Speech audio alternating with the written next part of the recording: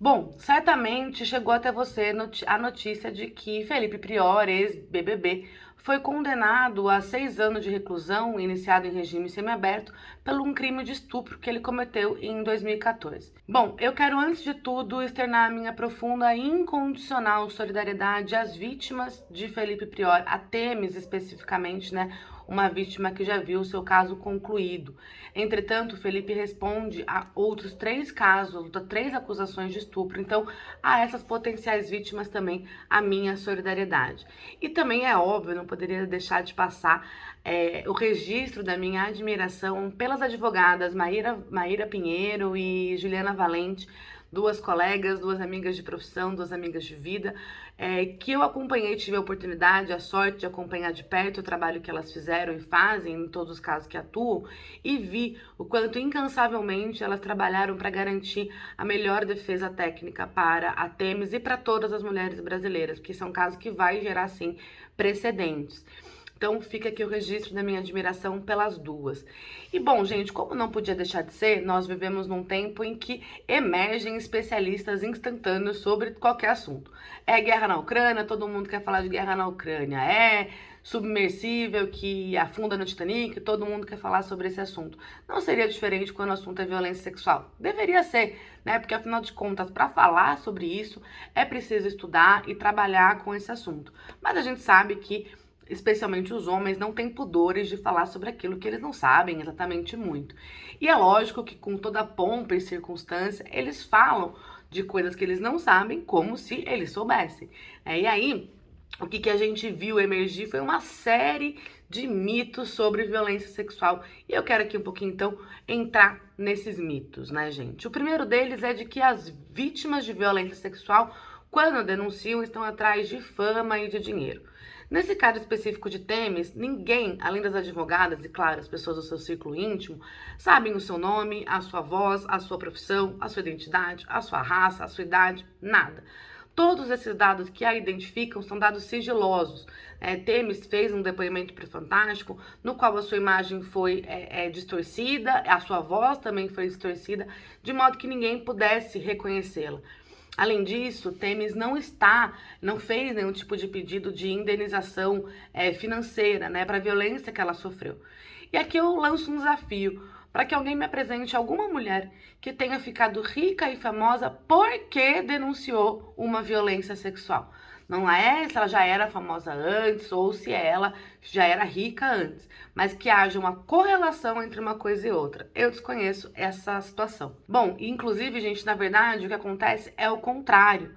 Né? Há várias pesquisas, inclusive uma pesquisa feita em 2021 pela Time's Up, né, um movimento nos Estados Unidos pelo fim do assédio sexual no ambiente de trabalho, que foi investigar quanto que custa uma violência sexual para a vítima e identificou que, em média, as mulheres podem perder de 126 mil até 1 milhão e 300 mil dólares ao longo da sua vida por conta das violências sofridas.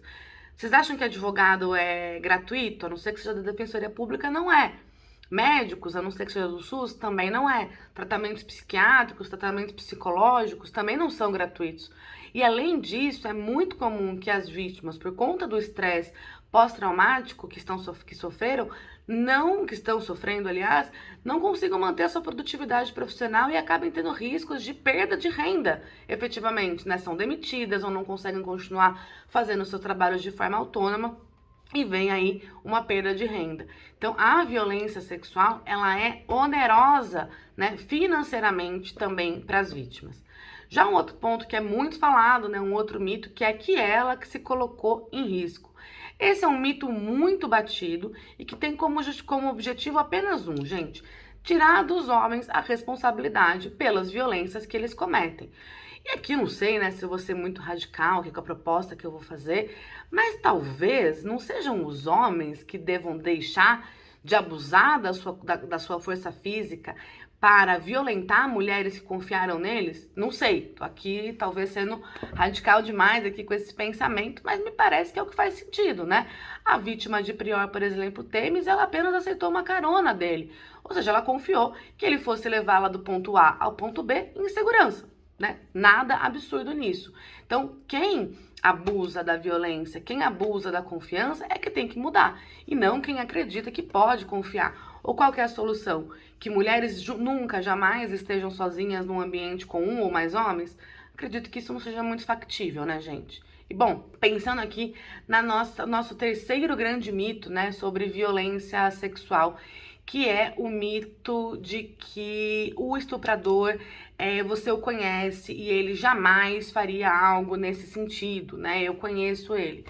Bom, gente, os dados que saíram ontem, no dia 20 de julho de 2023, do 17º Anuário do Fórum Brasileiro de Segurança Pública, mostram pra gente, mais uma vez, esse dado não é inédito, de que a esmagadora maioria dos agressores sexuais é conhecido da vítima. E quando a gente tá falando de vítimas menores de 13 anos, a maioria, mais de 60% deles, faz parte da família da vítima.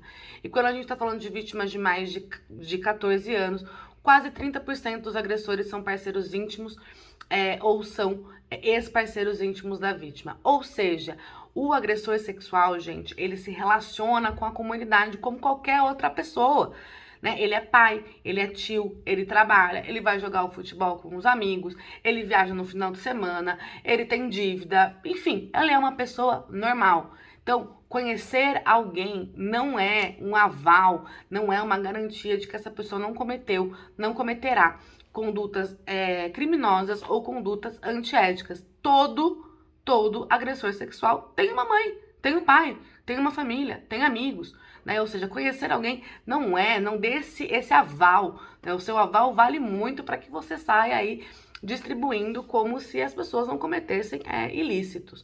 E aqui, gente, vamos entrar num outro mito muito comum de que o estuprador, ele é um monstro, ele é um psicopata, só um monstro ou psicopata poderia fazer isso. Como os dados que eu acabei de falar mostram, gente, é o homem comum. Eu gostaria, sinceramente, que o estuprador fosse um monstro, que tivessem características físicas que pudessem ajudar a gente a identificar que aquele sujeito é um estuprador, né? A forma dele se mexer, a roupa que ele usa, como ele se comporta na internet, na vida offline, mas não é verdade, né? Infelizmente, o estuprador é qualquer homem. Essa é uma verdade. E aqui, gente, a gente tem que refletir sobre o perfil desses apoiadores, né, de estupradores. São homens, né, que pelo seu perfil se apresentam ali como cidadãos de bem e que adoram bradar que o Brasil é o país da impunidade. Eu tenho certeza que você já ouviu essa frase. E aí é que a gente tem que perguntar, impunidade para quem? Porque quando a gente vê um estuprador sendo condenado, esses homens se rebelam contra a condenação.